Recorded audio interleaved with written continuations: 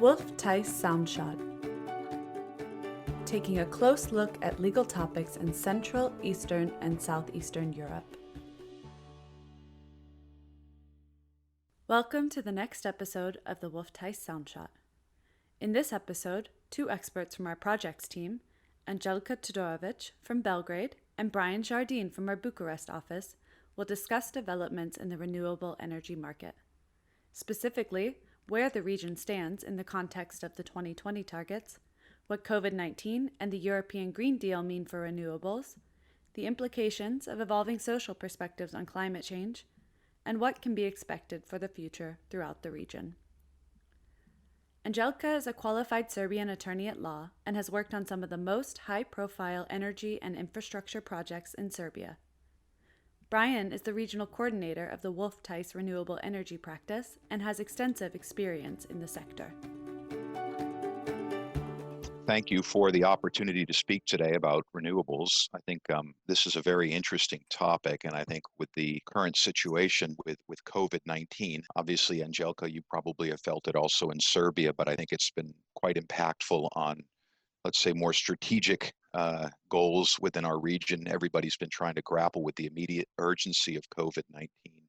But I think from the perspective of Wolf Theiss, we believe it's important not to lose sight of the opportunities for renewables and the development of renewables in our part of the world in Central and Southeastern Europe, particularly given the implementation at the end of last year of the European Green Deal. What's your view on this in terms of the potential impact, and in particular with the recent developments with COVID? Are you sensing that renewables still have an important role to play in our region?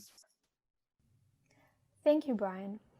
It is lovely to speak with you today, and I think with this introduction you have really touched on one of the core topics we have for today's discussion. With COVID, I think it has to first be recognized that the pandemic has really globally impacted our personal lives, our professional lives, and our economies this year. But interestingly, what I think is that while we are at the same time trying to overcome the situation that we are in, we are also trying to analyze, to dissect it, and to learn from what is happening. So I think that COVID really is a test on all levels. At this point, and this is just my view, I think we may be able to ascertain certain short-term to mid-term impacts of COVID generally. But I think that we are still very much in the midst of the storm, so to speak, to be able to see and to estimate the long-term effects. This is just my view. From my perspective, and to give an example of the short-term impact, and I'm sure you have seen this as well, and I think we may have discussed it on occasion, is that companies are dealing with a series of force majeure, of relief notices from their contractors in project developments. There is an effort to keep construction on schedule. We see challenges with cross-border supply and transit. Similarly, I think when we discuss projects that are already operational, we are seeing an impact on the prices of electricity, on power exchanges across the region. There are some balancing challenges. You asked me about Serbia, and I think an example that I can highlight is when this spring the national electricity off-taker actually temporarily suspended payment of incentives for renewables. The grounds for this was just that there was a state of emergency. It was just so general, and it was, as you can anticipate, widely criticized. But where I think that this was a test is that it did not hit all electricity producers equally. There was, for example, a lot of pushback from the biogas plant operators because, unlike solar or wind, they also have the cost of resource to factor in. So even with this decreased tariff that had been offered to them at that point, it did not cover their cost of production. So these are just examples of the challenges that I think we have had to deal with this spring and a part of this summer as well. To take the conversation forward from COVID, I think what is interesting is that we are dealing with this situation in 2020. The countries in our region had firm targets for 2020 when it comes to participation of renewables in their gross energy consumption. I would be very interested to know your thoughts on this. Particularly, you have more of an international perspective than I do. I think just looking at it where we are this year, I think generally our region where we work, Central, Southeastern Europe, I think we work in interesting places. And I think with 160 plus million people, it's a decent footprint. And I think yet there is so much diversity in our individual markets. Some countries have set more manageable goals for 2020, more realistic goals. These were met, these were exceeded. We have also seen some upgrades and developments in the legal frameworks in our various countries which regulate renewables. On the other hand, we have certain countries where these targets have not been met. So I'm really curious to know your thoughts on this. Yeah, I think you raise an interesting point about, the 2020 targets. I recall back in 2009 when the 2020 initiative was first adopted, and many of the member nations at that time were scrambling to implement the necessary legislation to achieve the 2020 goals. Speaking more from my own perspective here in Bucharest and in Romania, we saw this leading to sort of a initially uncertain period because they adopted the legislation, but there was about a 2-year gap before the enabling or secondary legislation was adopted. Once that happened in about 2012, we saw a real explosion, frankly, of renewable projects in our market. As a law firm, we advised on many of these, and it was sort of the golden period, if you will, between, say, 2012 and 2014. But then I think what happened, like many of the countries in our region and within the EU generally, because of the generosity of some of these subsidies, the countries started to realize that this was an expensive proposition. And we saw the scaling back of the renewables subsidies, which obviously caused an effect on the investor appetite for renewables. And frankly, many of the countries felt by the later part of the decade that they had already achieved the 2020 goals, so there was less urgency around hitting these targets by 2020. So with that sort of historical context, I think it's interesting to look where we're going to be in the next 10 years from 2020 to 2030, because of course the targets have been raised, the bar has been raised, so to speak. And now the question is, in a post-COVID world, what will be the drivers and what will lead to the achievement of these targets? Because again, it's not the same landscape that we faced 10 years ago. And this is what I thought we could chat about here today, is maybe some of the drivers for success for any country to attain these targets over the next decade, and how we're looking at a different, let's say, landscape than we were even 10 years ago in this regard. Thank you for the question. I think we can consider several different categories of those drivers for change. And in my view, I think we are looking at some mix of technological, social, and economic drivers. Personally, I think the influence each of these may have in a given country in our region may vary. And I think this is one of the reasons why I initially said our region was interesting to look at. I think you got this point across really well, that we have countries in our region that have already met their 2020 targets, and the attitude of those countries, I agree with you, may be a bit more relaxed, and they even may be reconsidering whether subsidizing renewables is at all necessary. A trend which I have spotted, at least in the Western Balkans, is a shift from feed-in tariff models to more competitive, mostly auction-based schemes.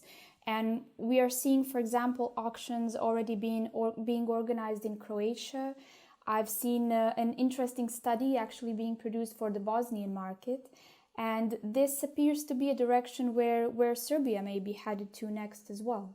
Well, I think you raise an interesting point, which is the idea of subsidies. And again, I would submit that the whole concept of subsidies may be outdated in the sense that if you look at the technological improvements in the area of renewables just over the last decade, as you know, for example, the average size of a typical wind turbine has increased dramatically. Similarly, with regard to solar photovoltaic panels, these have been able to increase in terms of efficiency and size of production. The point being that as these technologies become less expensive and more efficient, it's actually driving down the cost of production for a megawatt of renewable energy to be comparable to a megawatt produced from conventional sources such as natural gas or coal. And I would submit that we're very close, if we haven't in some countries already achieved this sort of long elusive goal of what they call grid parity, where you have the situation that the cost to produce from renewables is as it's competitive with the cost to produce from conventional sources. And this by this economic calculation, there's no longer the need to incentivize investment in renewables through subsidies. And I think this is an important point because, as you know, in the last decade, one of the impediments, I think, to the rollout of renewables was the popular pushback when it was appreciated just how expensive it would be to deploy renewable assets. And I'm thinking about the situation where end consumers were seeing the cost of a feed-in tariff or the cost of a tradable green certificate showing up on their monthly utility bills. Or in the case of Romania, where large industrial consumers of electricity and energy were able to actually opt out of the system rather than participate in the mandatory quota scheme for green certificates. So in my mind, the technological improvements could be a game changer because these will again eliminate the need for these sorts of subsidies, or at least dramatically reduce them, thereby making the whole concept of renewable production more palatable to the average consumer. I fully agree with you that technological advances will be a major driver for change going forward. And perhaps to expand on that, I think from a purely legal perspective, what we see as a challenge in our region quite often is that our legal frameworks and our regulations do not adapt well to change. And it's the very general concept, I think, that law cannot keep up with technology. And I think for this reason, what would be necessary from a policy perspective in order to foster these technological advancements is the development of legal frameworks which are technologically neutral. And I think that across our region, our countries are in various stages of implementing this general idea and of overcoming this challenge. But what we see across the region in parallel is the development of more and more innovative and complex projects still in these relatively rigid legal environments. And what I have seen quite often in practice is the need to develop more complex and demanding tender documentation and more complex and more modern contractual structures, which are more conducive to supporting cutting-edge technologies and innovation, and which essentially pick up on the legal voids and or on certain ambiguities which may exist in the existing regulatory framework. So an interesting challenge which I wanted to discuss in this episode is where we see the role of the legislator and what this looks like from a policy perspective is basically the road to acclimatizing our legal frameworks to withstand and to support technological advances, and to see how ongoing innovation can be supported from a policy perspective. Yeah, and I think when you talk about policy with respect to renewables, obviously, the primary motivation is this need to combat climate change and to move towards carbon neutral sources of energy. But I think, at least in our part of the world, in Central and Southeastern Europe, there's another dynamic at play here, and that's the historical issue of energy security. And as you know, for historical reasons, our region is heavily dependent on imported oil and gas. And I'm thinking of the situation now. We've been through 3-4 months of lockdown, and think about how dependent the telecommunication network is on having a secure energy grid and a secure supply of energy. And this, I think, underscores the need for the development of, let's say, domestic autonomous energy sources, ideally renewables, that also helps to break this dependency on and vulnerability towards foreign energy imports. So I think this is another driver that may actually be enhanced by the COVID situation to the transition to a more secure and a cleaner renewable production solution. Any thoughts on that? I think what you've just touched on is essentially it underlines the point that there are geopolitical factors that cannot be disregarded when our energy markets are concerned. And these geopolitical factors are well known and established, and I can say more often than not, I think these factors are holding back development more than they are driving it forward. You have mentioned strong dependence on imported gas and imported oil and gas. And I think a good example in many countries in our region is, despite making these large steps towards renewables targets and so on, is they are still very much dependent on coal. Especially in countries like Bosnia or Serbia, for example, there is a strong dependence on lignite. The transition to renewables has been slowed down due to this. In many cases, there is a strong political statement that coal is a gift of our land, a symbol of stability.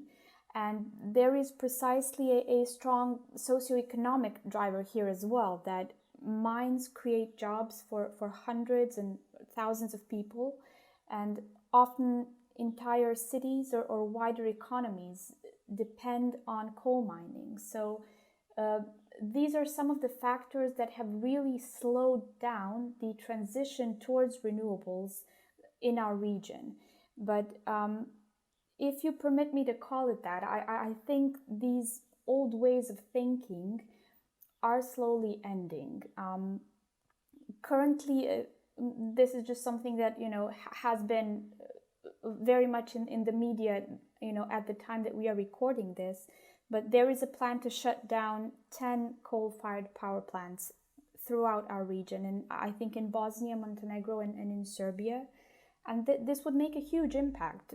Importantly, if you open the papers, we are seeing this play out in the field of district heating, and there are numerous projects in the pipeline to modernize district heating systems in schools, hospitals, other public institutions, and this will undoubtedly have a very large footprint. One thing that I wanted to raise, however, and I think it is very closely linked to this discussion, is that there is also a change in consumer mentality. So I think now, much more than 10 years ago, there is an awareness on the importance of clean energy. I think you noted at the beginning of our conversation that there was an opposition 10 years ago, or even a few years ago, of seeing the cost of going green being very, very obvious on the monthly bills and so on. And this is a very interesting sort of juxtaposition to today's attitudes, where there is such a strong movement in respect of being a responsible consumer, in just this emphasis on sustainability.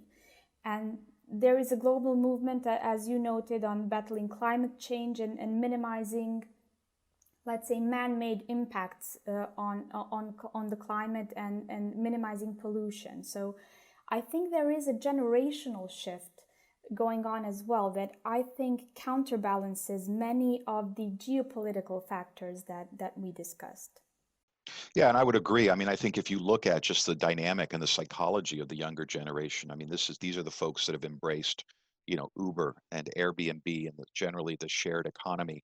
And I think there seems to be less of and maybe I'm being presumptuous, I'm not a member of that generation, but there seems to be a less emphasis on, the status symbol, the super deluxe Mercedes-Benz, which is, or in the US, it would be the Cadillac SUV gas guzzler.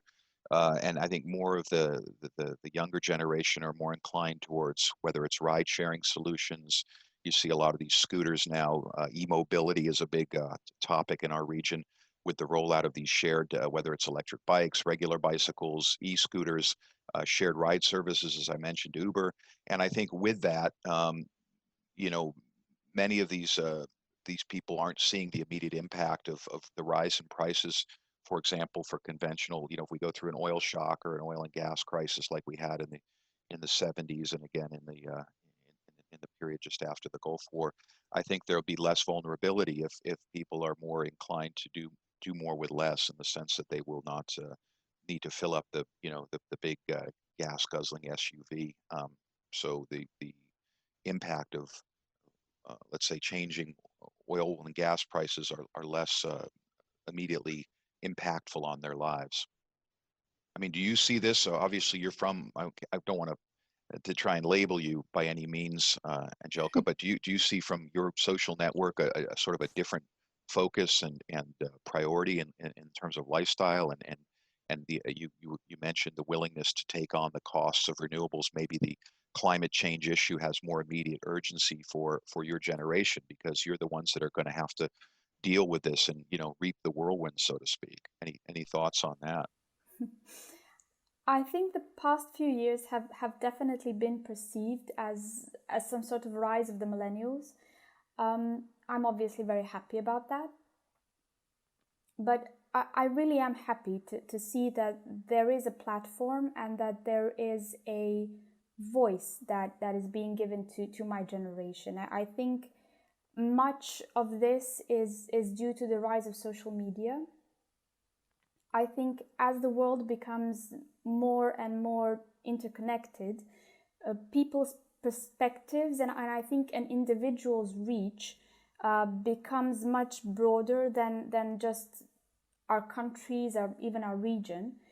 So I just think where our parents perhaps had to march on their local streets, we now tweet about things to the whole world. So I think with climate change, because it is such a global issue, it has been difficult in the past for something that is very general, the concern for the planet, to get any proper focus. So I think with these huge platforms that we have for the promotion, for the exchange of ideas in real time, on a global level, I think as a consequence, there is much more emphasis being placed on the idea of being a global citizen. So I think this is what has really made way for concepts like clean energy, for sustainability, to be part of public attention. I think my generation, and especially those coming after it, are really the ones carrying the conversation forward, and I think translating it from social media into the real world. And I think the movement in general on this global level has already had certain results, certain instruments that have resulted from it. We have the Paris Agreement, we now at EU level have the European Green Deal, and I really do think that these are a direct consequence of these global movements. But if you would really like my view on impact, I think it is important to note that while these movements do happen globally, we still need change to happen at very local levels. So while it is positive to see these conversations happen online, I think many of the countries that we are still living in are very much pen and paper countries. So what I'm saying is that it is very difficult to include local policymakers into these discussions. They have, at least in our countries, institutions have very little to no online presence.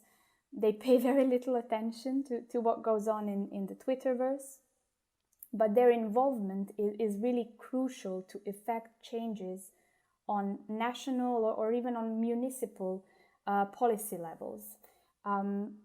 Obviously, who has been paying attention is companies.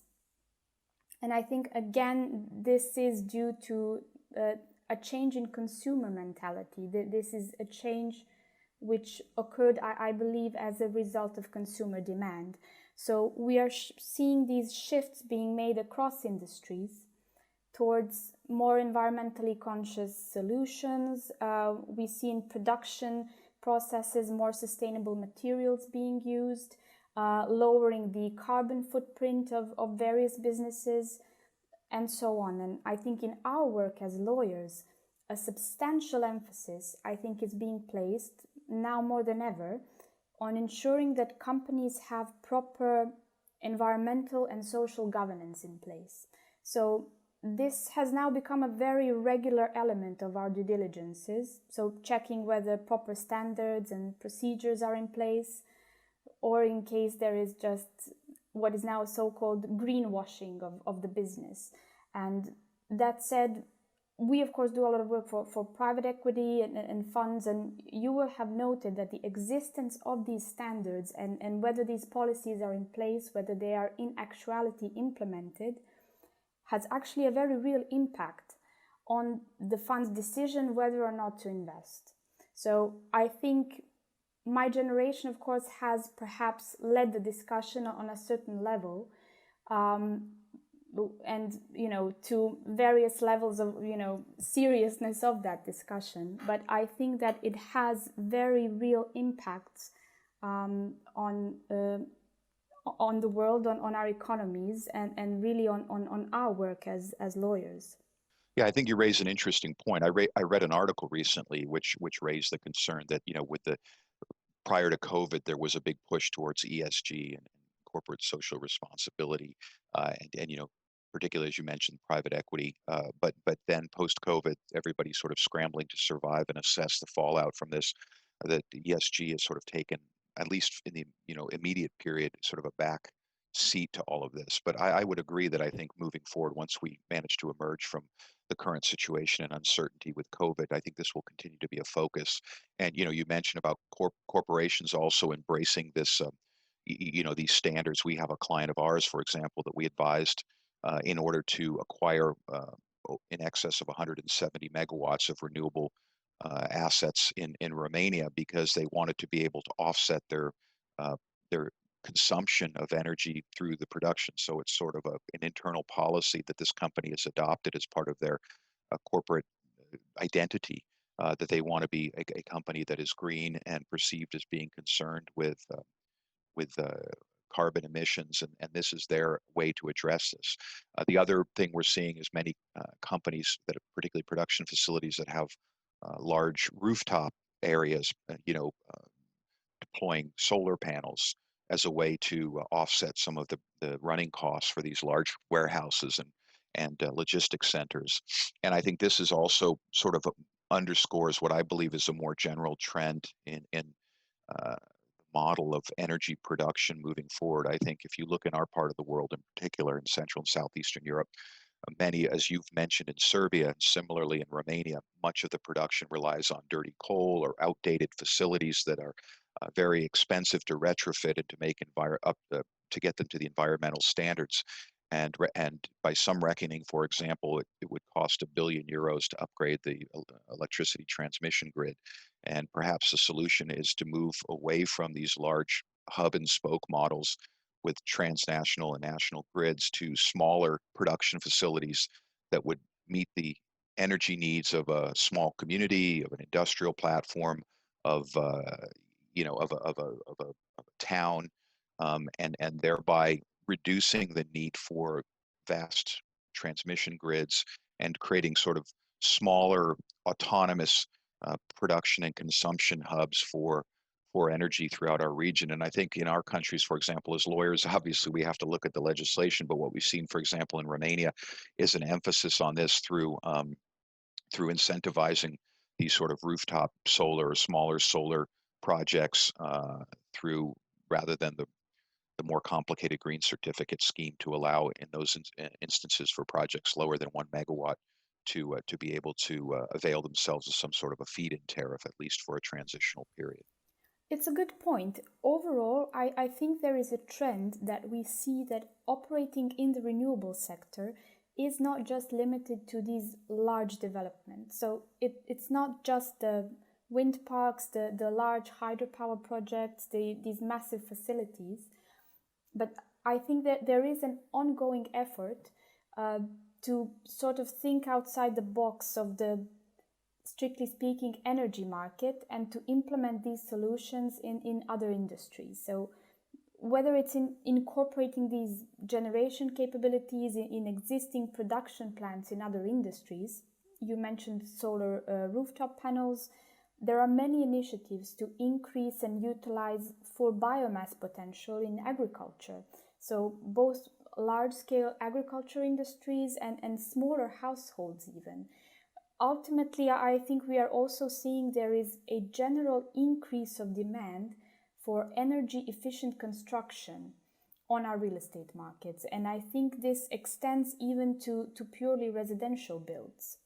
I think you raise an interesting point. I'd like to underscore that, companies and even, these project developers that are, deploying renewable technologies or energy efficient solutions, I think aren't necessarily just doing this because they're good corporate citizens. I think that's part of it. But I also believe that there's a number of banks and financial institutions and lending facilities that are available for projects that are certified at a certain standard of energy efficiency or being carbon neutral or having a lower carbon footprint. And we've seen that, for example, in our part of the world where there's a certain amount of money that's been earmarked by the banks and the financial institutions